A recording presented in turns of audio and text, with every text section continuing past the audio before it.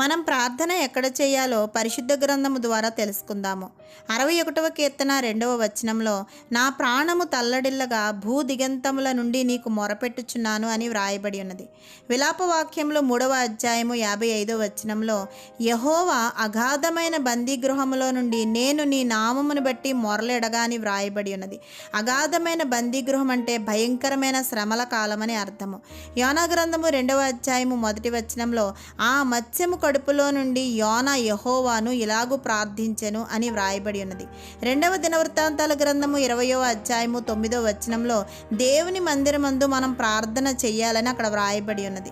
మత్తయి సువార్త 6వ అధ్యాయము 6వ వచనంలో, నీవు ప్రార్థన చేయనప్పుడు నీ గదిలోనికి వెళ్ళి తలుపు వేసి రహస్యమందున్న నీ తండ్రికి ప్రార్థన చేయము, అప్పుడు రహస్యమందు చూచు నీ తండ్రి నీకు ప్రతిఫలం ఇచ్చునని ప్రభువైన యేసుక్రీస్తు వారు తెలియజేశారు.